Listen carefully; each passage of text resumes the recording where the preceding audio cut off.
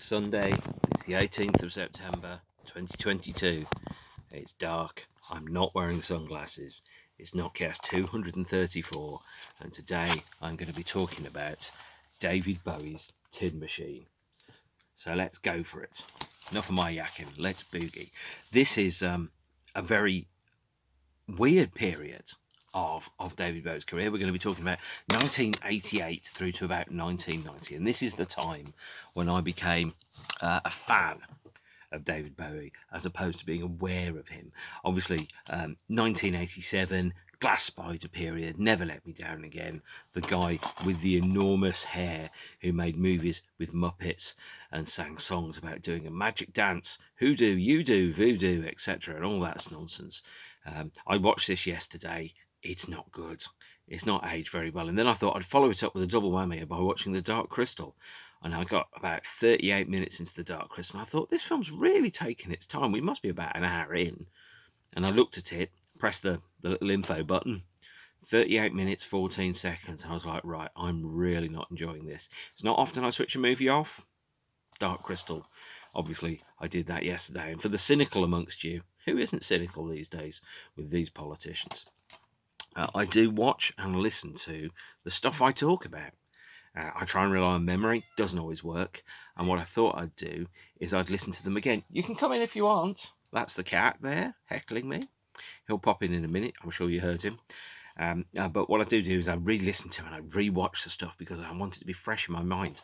Come at it with a perspective of not what my memory has told me what it's like, but what it actually is. And so I watched Labyrinth yesterday, not so good. I also watched one of his other films, The Last Temptation of Christ, where Bowie has a scene-stealing moment. He's only in it for about 3 minutes. It's Pontius Pilate. And I watched this as somebody who is not religious. This is a fantastic and powerful, but undoubtedly controversial film about obviously the last days of Jesus Christ. Now later remade by Mel Gibson as the torture porn that is The Passion of the Christ, with more blood and guts than your average horror movie. This is a considerably better film, in my opinion, but obviously I'm not a fundamentalist. I am, according to my t-shirt, an orthodox black metal fundamentalist. I have a Mayhem t-shirt, but not a religious fundamentalist. And so I really enjoyed this film as being around, addressing and talking about things like mortality and when you know you're about to die, and the nature of faith and belief and everything that goes with it. And David Bowie is, of course, fantastic in it. He's also fantastic in scene-stealing moments. He's in 4 minutes of Into the Night, which I mentioned a couple of episodes ago. Absolutely brilliant in that. I'd love to watch a whole film of his hitman, Colin, I forget his surname, and of course also his appearance as Nikola Tesla in Christopher Nolan's The Prestige is equally phenomenal. And at this point I was probably more into Bowie as an actor than I was as a musician, because I was very much into films. Movies were the start of my great lifelong love with music. Movies were a way of that made sense to me of the world that I lived in, provided a narrative around it, a sense of a beginning, a middle, and an end. Human beings, we're naturally programmed to try and find order amongst the chaos, and films, by imposing a narrative structure around them or a thematic structure around them, will give you a narrative where perhaps one doesn't necessarily exist, in the same way that any autobiography, no one's going to come to the end and go, I was a fucking arsehole, I screwed everything up. Nobody writes that autobiography. Everybody's autobiography comes out at the end with them coming out to be, I'm amazing and I've done wonderful things and I'm a winner, baby. Obviously, films do a similar thing in terms of how they describe their narratives, is that they let you know that whatever's happening, is it all makes sense. It was all part of a master plan. I always intended this great, amazing outcome to occur. So films were my way into making sense of the world when the world didn't make sense when I was 14 or 15 years old. And when I was 14 or 15 years old was the time that Last Temptation of Christ came out. And in 1988, by the way, and this is where I have to jump ahead in my chronology a little bit, that was where I first became aware of David Bowie, as opposed to just being the wanker with the huge blonde hair and more horns and accoutrements than a bad Phil Collins single, walking out of a huge fucking glass spider. No, I was not a fan of that. People go, oh, it's brilliant, it's brilliant. He isn't.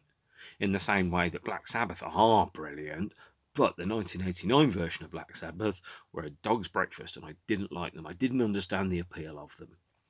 I just didn't then. Still don't now, actually. So there you have it. 1988 started for David Bowie with a need, I think, to press the reset button and start again, and reset his career with a different approach. He made one studio recording from 1988 that was released. It was released on the Ryko disc reissue of Lodger. Here is the EMI version of the Ryko disc reissue. Although it does have the case from the 1999 series, and this features a re-recording and rearrangement of "Look Back in Anger." This is the first studio recording with a guitarist called Reeves Gabrels on, and Reeves Gabrels changed David Bowie's life, and I think he changed the course of his career as well. Reeves basically saved him from a fate worse than Rod Stewart and Elton John. If it hadn't been for Reeves's input, I think David Bowie could very well have fallen into the pitfall of thinking of his activity as a need to make money, as the roar of the crowd being the adulation in itself, moving beyond the phases of his life into the, spending a long time being the guy that does the songs that's trying to second guess what he thinks the audience wants. And we heard that type of stuff on Never Let Me Down, him writing songs which were less authentically him, and I think more authentically trying to guess what he thought his audience might want at that point, whereas really most audiences are pretty smart. We can smell insincerity a mile off. I've heard albums where bands have tried to sound like the previous version of them, where people applauded them, and it sounds fake and insincere. It's like when you get, I don't know, let's say you're 45 and you dress up in the way that perhaps you did when you were 18, and it looks old, and it doesn't look like who you really are. It's like you're trying to be somebody that you think other people want you to be, and that was the problem that we had with Never Let Me Down Again. David Bowie was very clearly on the cusp of the risk of falling into making terrible records that meant nothing, doing cover version albums called the American Songbook Volumes 1 to 5, and doing MTV Unplugged. And of course, selling out stadiums, that's fine. Everybody loves money. But thinking about music as a commercial thing as opposed to an artistic thing. And as we know, audiences can smell when you're not sincere or you don't believe it. And they tend to desert the person or the artist quite quickly afterwards. You'll get one, maybe two albums. You'll always get people that say, best album ever, whilst Van Morrison, or no, let's be more critical about it. Sting does another fucking album based about a singing lion or something, and you just kind of go, well, that's awful. Phil Collins did the soundtrack to, what is it, The Lion King or something, I don't know, Simba, and you kind of just sit there going, when you started off making music, I bet you never ever thought that you'd write a concept album about an animated lion for Disney. And thank God David Bowie never got to that point.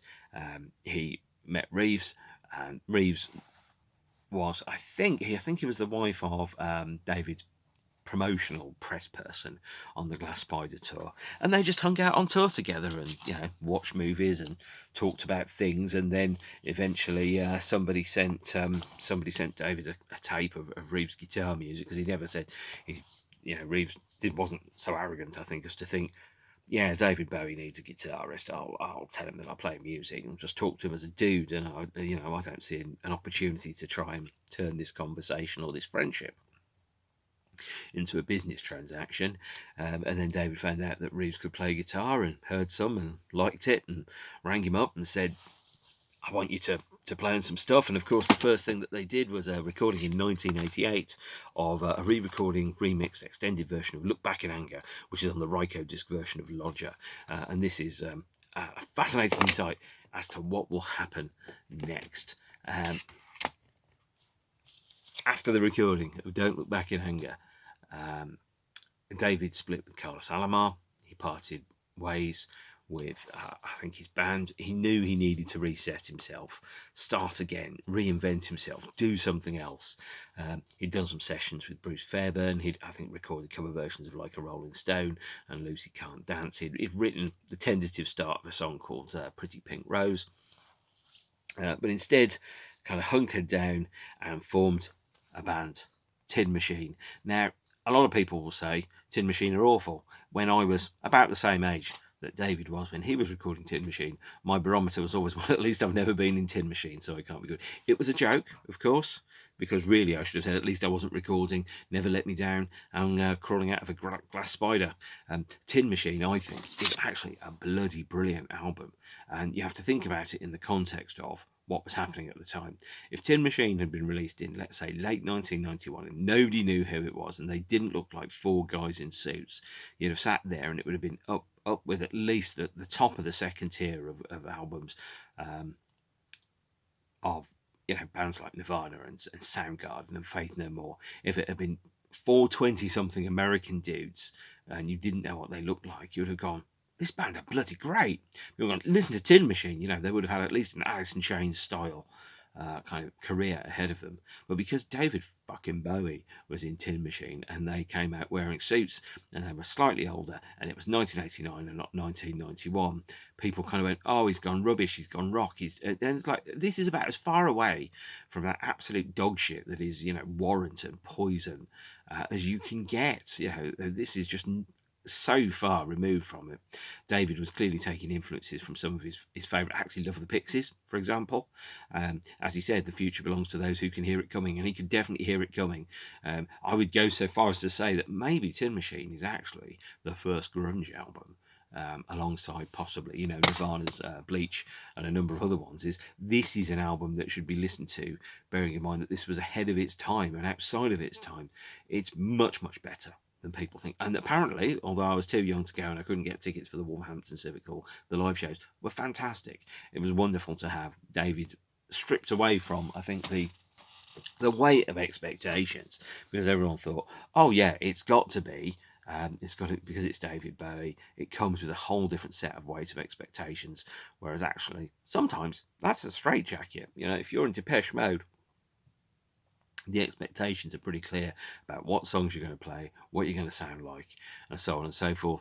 Whereas actually, if you don't have those expectations, you can, I think, be a little bit more sincere and do whatever you want to do. And of course, with this, David did what he wanted to do. He exercised artistic control and creative control, and he went where the muse took him. And where the muse took him was to make abrasive, kind of weird art rock that was far removed. There was nothing previously in his template apart from possibly some of the very early singles. You could think that's where he went. This is almost like a sequel to the David Bowie that made Can't Help Thinking About Me, as opposed to the sequel to any other version, even the one that was in the Spiders from Mars, because it was always Ziggy Stardust and the Spiders from Mars. It was never just the Spiders from Mars. This was the first time that David Bowie was officially inside a group format as a member of a group, as opposed to being the frontman for a group, if that made sense. Obviously, he wore a t-shirt that said, fuck you, I'm in Tin Machine, and that made it pretty clear as well at the same time. But Tin Machine was seen as a joke. And this was the band that the first time I really bought a David Bowie thing, I bought the Tin Machine album, and I was like, this is really quite good. They opened up their first single, a complete shot across the bows, taking no prisoners, Under the God. Here is the 7-inch version of it, again in a lovely generic sleeve there and label. But Under the God is backed with Sacrifice Yourself. Sacrifice Yourself isn't on the album, by the way. But Under the God is for me a fantastic song, very underrated. Actually, I was talking about this with my brother, actually, as we were saying, of all the bands, when I was in a band with my brother, a very long time ago, we should have covered Under the God. I think that would have thrown a few things. Under the God, by the way, is a song from the days which I want to bring back, which is the days when Nazis were obviously very, very bad things indeed, as opposed to someone going, yeah, you need to listen to both sides. So you go, right, so on one side there's people that want, vegetable rights and lasagna, and on the other side there's guys that want to put people in gas chambers. Under the God is about the rise of fascism, about the rise of extremist politics.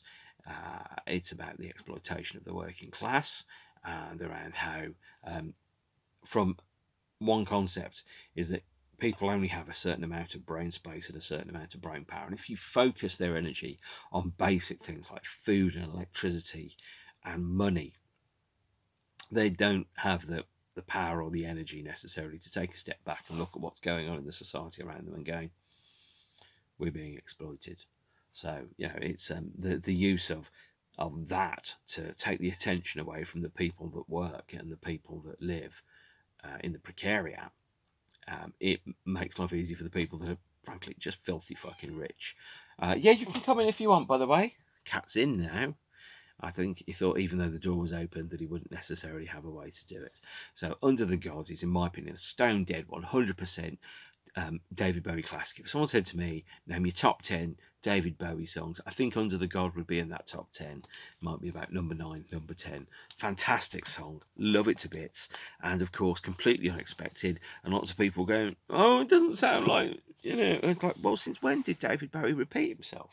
Since when did he do the things that told you that he was just going to repeat what he'd done before to make you happy? That's not who he was, never who he was. He always wanted to, like all great artists, is you want to explore, you want to go to new places, you want to try new things. You have to go into new places, because otherwise you're going, well, I've been here before, I've done this before, I've played these songs before, I know this sound before, and I'm not necessarily going to do it. Hang on a second, can I pick you up, little dude?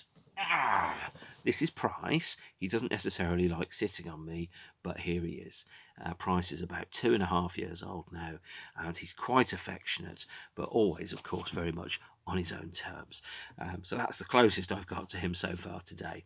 But of course, love me, love my cats, and if you can't handle me at my politics, you don't deserve me at my cats. Where I'm basically soft and going, who's a pretty boy then? Who's a lovely little floof? You're my favourite little floof, and all that stuff. And the cat's just looking at me like, look, can you just turn into biscuits? That's how it is. But of course, I don't trust people that don't take silly voices when they talk to animals, because if you don't do silly voices when you talk to animals, cats, dogs, that type of thing, I'm not sure. Maybe that's part of the Voight Kampf test. Are you human? Do you make a silly voice when you talk to an animal? Yes, I do. Of course, if you do a silly voice when you talk to a spider and your voice is, I'm scared, that's a silly voice too. That proves that you're human. But anyway, I don't know why I started talking about that. Glass spiders. Yes, I was scared when I saw a glass spider. That's where I was going with this. I did a silly voice when I saw a huge spider. I was going, scared of the spider. It's fucking shit, David. Can you please form Tin Machine a bit quicker, please? They're a lot better. And of course, Under the God being the first single. I absolutely love this song. One of my favourite David Bowie songs. The album, not so great, but not bad. A lot of people thought Tin Machine was a joke, but it absolutely wasn't. I think it was a brave and necessary commercial move that almost was like a divorce of David Bowie from the expectations that the audience had from him. He did this again in 1995 with the Outside album. The expectation that David Bowie would be a certain person and fit in a certain box. Oh no, not a chance. So it was almost like a pre-grunge reincarnation and a reclamation of the image. Even though Tin Machine sold 2 million albums, it's written out of the history books. Tin Machine, there's still no box set of Tin Machine, although there's box sets of all the other periods of David Bowie's career. There's no, what's the word I'm thinking of here? There's no, there's no. I think he only played 2 songs by Tin Machine after Tin Machine split. He played Baby Universal and I Can't Read. He did studio recordings of them. I don't think he ever played them live, or if he did, very, very rarely. And it's an album that I think is very, very underrated. So the 4 people in Tin Machine, technically actually it's 5, but it's 4 here. So we have Sir David Bowie, Mr. Wuzza. We have Reeves Gabrels there. And we have the 2 Sales brothers, Hunt and Tony Sales, which are the rhythm section, which last played with David on the Idiot album by Iggy Pop. David never forgot somebody. He may not have always worked with them, but he never forgot anybody. And they pulled the 4 of them together alongside the band's 5th member, their good friend Kevin Armstrong, and rhythm guitar and Hammond. And together, the 5 of them got into a room and they just blasted out songs, loads and loads of songs. So they went to in the studio in I think it was in Hawaii. I think I could be wrong there. It could be Montreux, and they did the bare bones of 35 songs very very quickly, writing on the hoof, putting songs together, playing them, discarding them, and working that way. And that's how one of the joys about being in a band is having four of you or five of you in a room, and one of you goes, I've got an idea, and you start off, and then the rest of the band slams in, and you go, oh boy, the best song can take 15 minutes to write, because it just comes fully formed out of your head, and you automatically, your brain goes from one position to another position to another position, and all of a sudden you've written a song. Head Like a Hole by 9 Inch Nails took 15 minutes to write, and you think about it, it's four or 5 minutes long, and you kind of go, right, so you've got the verse, you've got the chorus, you've got the bridge. That's it. And if you spend 5 minutes on each one, and then automatically your brain just knows where to put the sound or where to put the melody, and then all of a sudden you've got it. So, for example, the Tin Machine, there's a couple of songs on here that were the only time that the band played them in the studio. I think it might have been Sanctify Yourself, which is or Video Crimes. Sanctify Yourself is on the B side of the Under the God single. Have I told you how good this single is? It's really bloody good. Might have been just the first time that David sang the lyrics, and so there might be flubs, or the lyrics might be very good, but to an extent going back to it and fixing it is kind of like cheating, because sometimes the first idea is the best one and the most natural one.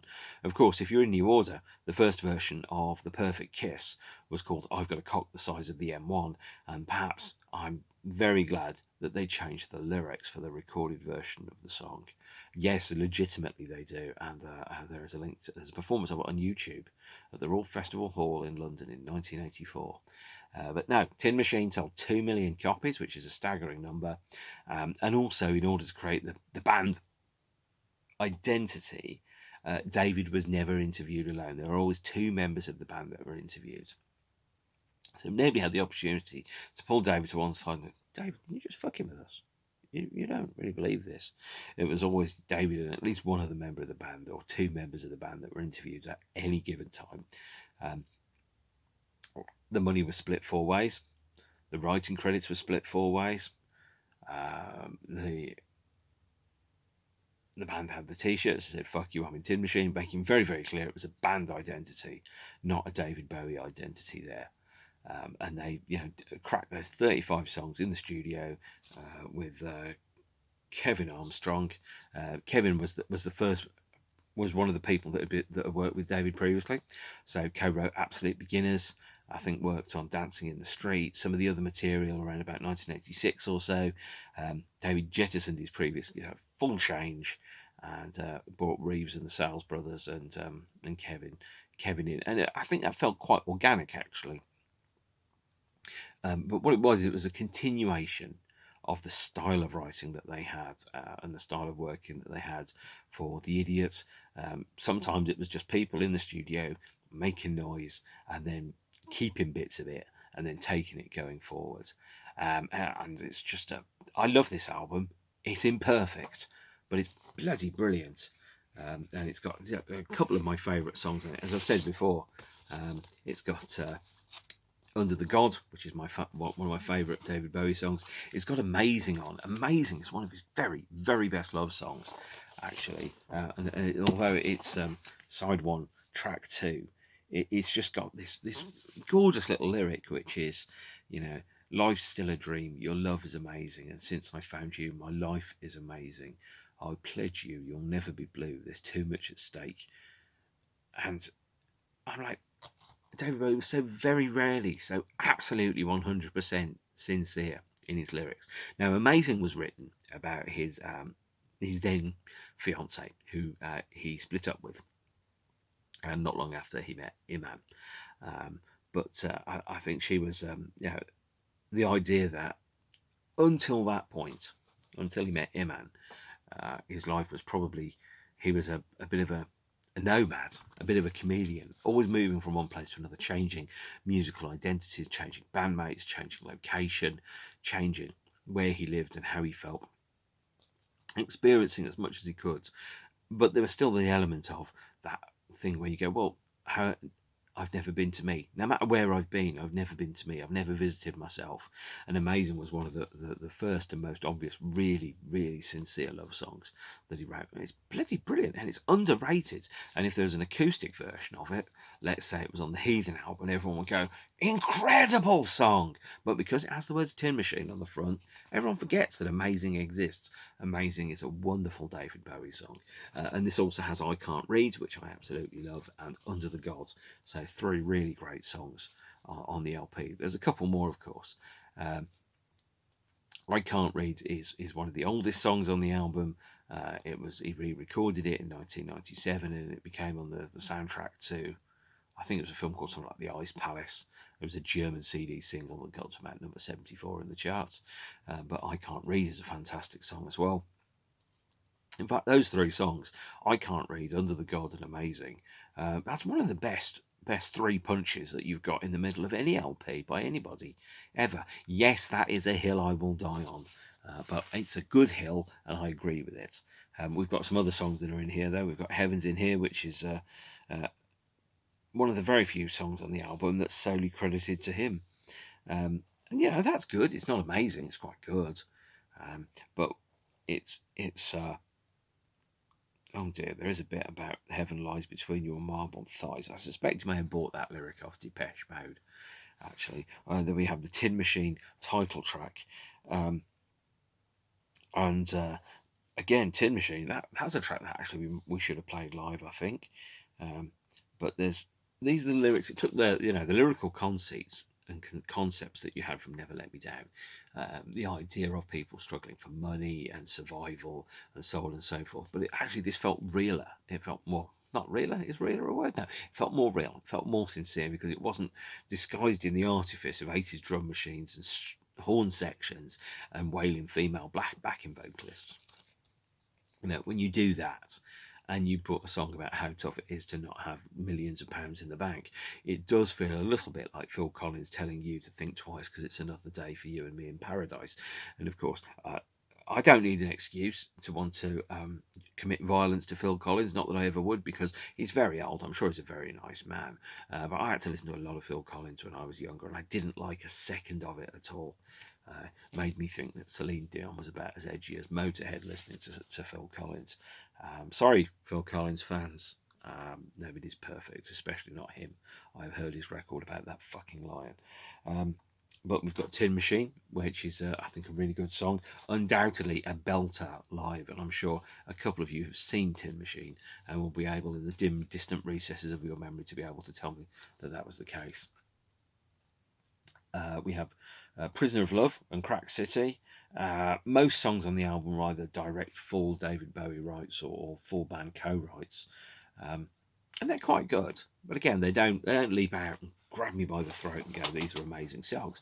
But I think this is a really great album, absolutely essential record in David Bowie's career, for him to wrest control back from the people that said, "Look, if you do this, you can sell out stadiums. If you do that, you can sell 5 million copies. If you do that, you can buy a boat." It's like, but then that turns one of the greatest privileges in life into a commercial transaction. If you are able to make music, you've got the job that literally everybody at your gig wants to be the singer in your band. They might not. They might tell you they don't. But if you said to somebody, "Well, you can go and work in the factory, or you can sing in Tin Machine," fuck it. Most 9 out of 10 people, if they had the voice, would go for Tin Machine. I certainly would have done. I suspect I might have had some embarrassing hair transplants as a result. But if you then take that opportunity, the job that thousands of people want to do, and you squander it by making meaningless rubbish in exchange for money, you're insulting the audience. Because certainly for me, at least, I don't want music that reminds me of what my life was like when I was 17. My life when I was 17 was fucking shit. I want music that tells me about what it's like to survive life now. And of course, David Bowie being about the age then that I am now, he was making music that I was listening to, and as about somebody about the same age, I listen to Tin Machine and I go, that's how to do it. You do it with integrity. You do it with honesty. You say what you feel is right as opposed to what you think you should say in order to sell millions of copies and headline stadiums. And going from Wembley Stadium to headline in Brixton Academy or Kilburn National, yes, it was a deliberate choice. Yes, it was a fraction of what he'd earned previously, but there's more to life than money, because you don't get more time and you don't get more chances. And that's important. You only get one shot. So if you're an artist, do the thing that is realistic, do the thing that is honest to you, do the thing that you can stand behind and you can go, I'm proud to have my name on this thing, whatever it is. Because when everything else is gone, no one will care about the size of the house or how many copies you sold. People will care about, is this record any good? And in the answer of Tin Machine, to me at least, the answer is yes. Although I know I'm in a very small minority compared to a lot of people by telling you how good this record is, but it's bloody brilliant. Buy it, if you can still find it. And we've got so we've got I Can't Read, which I've talked about before. I think that's a great song actually. We've got Under the Gods, which is obviously about the rise of fascism. It's got there's David Bowie was never obvious about his politics in song, but if you read the lyrics, it's fairly clear that a line like don't see supremacist hate, right-wing dicks in their boiler suits picking out who to annihilate. That's unambiguously anti-Nazi. So yes, if you're anti-woke and pro-David Bowie, you can't be, okay? Doesn't work. You're either a hypocrite or you're not paying attention. But that lyric is very clear, really. And then there's amazing, obviously. Side 2, track 1 on the oldie LP is yes, it's amazing. I'm afraid to say though, I am a snob when it comes to vinyl, but not in the way you might think. I really like bands to have unique label designs, and having a generic label design kind of indicates that someone's not really paying attention. I would have really loved the band to have unique and bespoke design labels as opposed to just a generic corporate 2 from EMI USA. Side 2 of the album, opening with Amazing, has sad to say truly terrible cover version. Side 2, track 2, John Lennon's Working Class Hero. Oh, that's bad. Let's pretend it's not on the record. I think that's probably the best way of doing it. It's incapable of subtlety. It really is. It's like makes Oliver Stone look like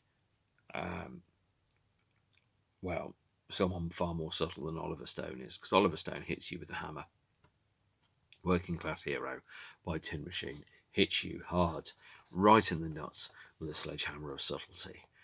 It's an axe it's a punch to the face, as you might say. And then we've got Bus Stop, which, by the way, when Bus Stop is played live, or was played live, it was played in a country fashion, and it was called Country Bus Stop. So not everything was the right thing to do. We're in the tail end of the LP now. We have Pretty Thing, which is crass filler. It reminds me a little bit of some of the more possessive songs, which is like, you're my woman and you do as I tell you. So I don't like that at all. It's a bit obvious. It ties in with, I think there's also a link to Oh You Pretty Things, which is obviously on one of the earlier LPs, and The Pretty Things Are Going to Hell by the Stooges, which obviously David Bowie produced on the Raw Power album. But there's almost like a deliberate attempt to kind of reach back to that era of glam rock, but update it with something grungier and darker and grimier and more modern. Does it work? Probably not. But all credit we can say is, even if the experiments weren't successful, at least he was still experimenting. He wasn't just doing what he was told or what people expected of him to do. Then we have Video Crime. I don't like Video Crime. I know I've said a lot that's very favourable about this LP, but I do not like video crime. It reminds me of somebody finding something to write about by reading a newspaper article about video nasties and thinking about Cannibal Ferox or something and going, right, I'm going to write about how terrible it is that people make horror movies. Um, whilst at the same point having seen Labyrinth going, that's actually pretty scary, dude. So it's not great. It's about a generated and false moral panic. I mean, you can look at Tin Machine album lyrics and actually think the worldview that you've got there in songs like Tin Machine, Under the God, Crack City, Video Crime, they're lyrics which are about the era of moral panic, the era of hypocrisy, the era of the structure of society and the way in which it's geared to make life difficult for people so that they don't think about anything else. Doesn't mean it's any good, but at least it's there. And then on the LP itself, the last track that we have is Baby Can Dance, which I don't think there's any good songs written about whether someone can or can't dance, primarily because we've got Lucy Can't Dance and we've got Baby Can Dance, and we've got Let's Dance, and we've got a number of other songs as well. But songs which clearly seem to be designed to be about dancing, considering the amount of time people spend dancing, which is actually quite small, certainly if you're me, compared to the amount of time, songs that are written about it. It's, putting it correctly, disproportionate, I think is the correct way of putting it. On the CD edition of Tin Machine, we have 2 extra songs. We have track 12, Run, not a cover version of New Order, and we have track 13, Sacrifice Yourself. As said before, Sacrifice Yourself is on the 7-inch single. Run is probably on the 12-inch in the CD.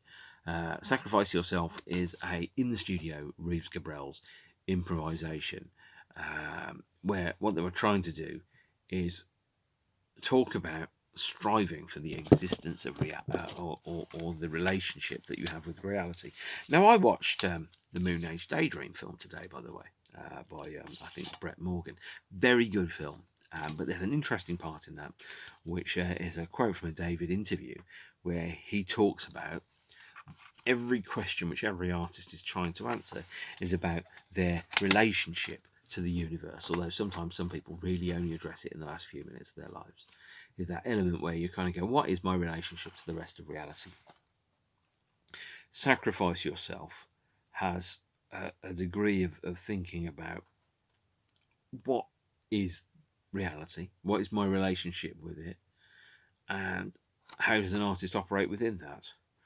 On the other hand, Run, track 12, is quite important, but not in the way in which you might think. So, David Bowie often referred to himself as the sailor. He made forum posts on the David Bowie forums under the name Sailor. And he, when he was in his glam era, he sometimes had a sailor, like an anchor, kind of painted under his eye. He dressed as a sailor on a number of occasions, on a number of tours. So he identified with himself as a sailor, sailing the seas of life, going through and experiencing new things, a nomad with nowhere really to go. And the opening line of Run is, wish I were a sailor crossing an azure sea under leaden skies, under your eyes, and I'll run without your love. I'm a gold man in a soaring tower, and it's cold here without your love. And he's saying that, he's hoping he was a sailor, wishing he was a sailor, crossing the azure seas. He kind of set that. That's kind of, I think, how he saw himself in some respects, as a person travelling through life as a sailor, looking for a home and not necessarily always finding it. And his lyrics were, I mean, sometimes they were bad, but the majority of the time they were thoughtful and they were considered, and they made sense. So, yeah, there we are. And so I think Tin Machine is a very, very underrated album. Of course, most people went, he's not playing Space Oddity, so it must be awful. Not necessarily the case. There was another single from the album. Here's Tin Machine in a poster bag 12-inch, which also features Maggie's Farm, a cover version of Bob Dylan live, and Tin Machine, the title track live. Both recorded at Le Cigale in Paris. Le Cigale in Paris is also where the Tin Machine Live in Paris EP was written or recorded, and it's been available or published digitally, but it's never been issued on CD, and it really should have been. I really wish we got a tin machine. And here's, by the way, the poster bag. I don't even know if you can see all of that.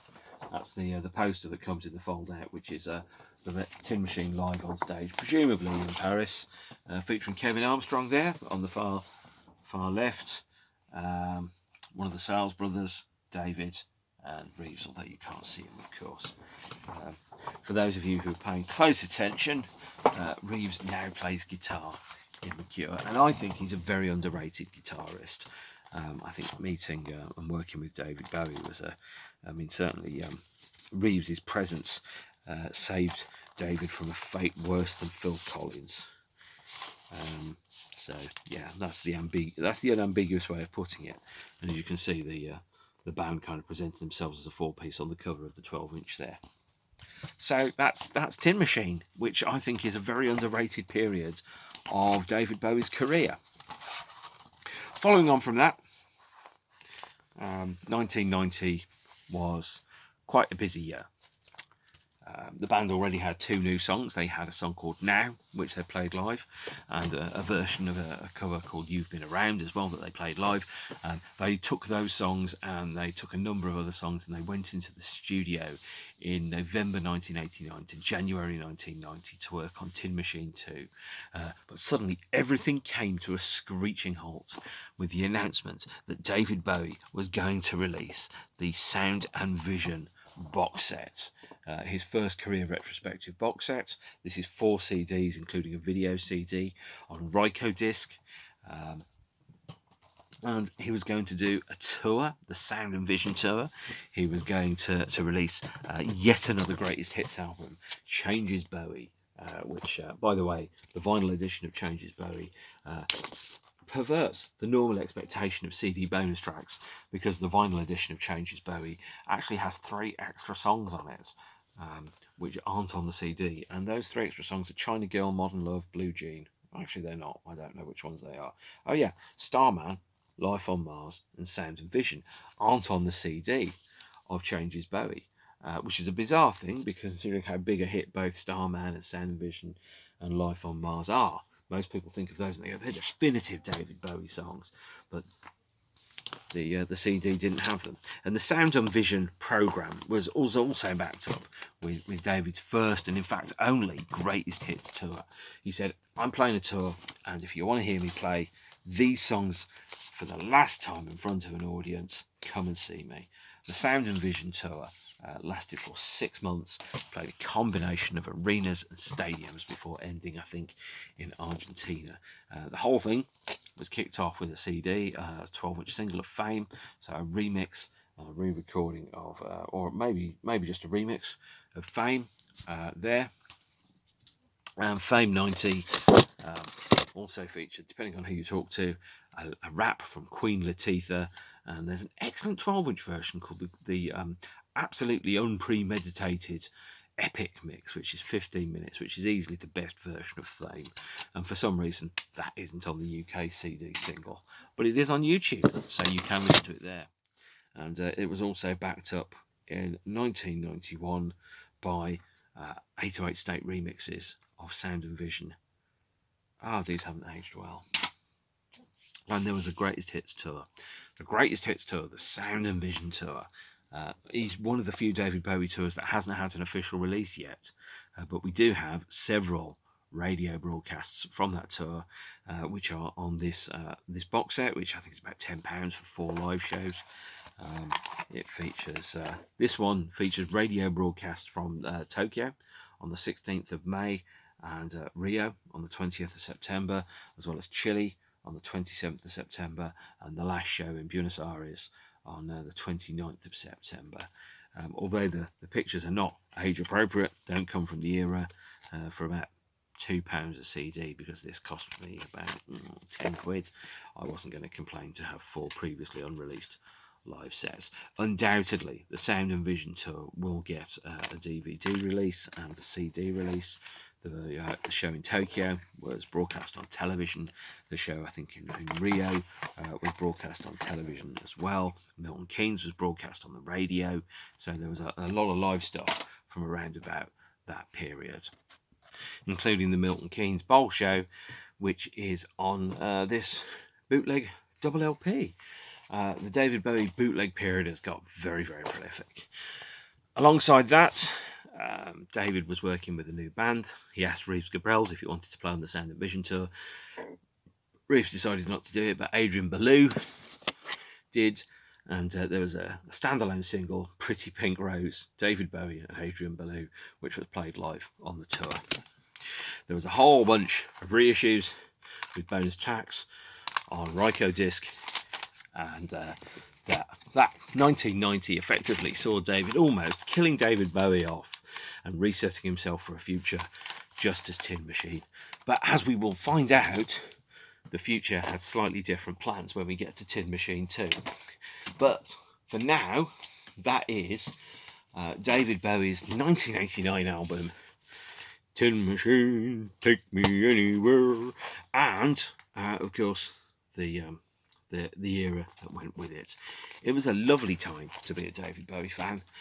Tin Machine is where I came in, and after that I was in for life, because what he did with that period is he proved that you didn't have to be boring and crap when you got old. Now that I'm old, I'm trying not to be boring and crap. David Bowie is always an inspiration.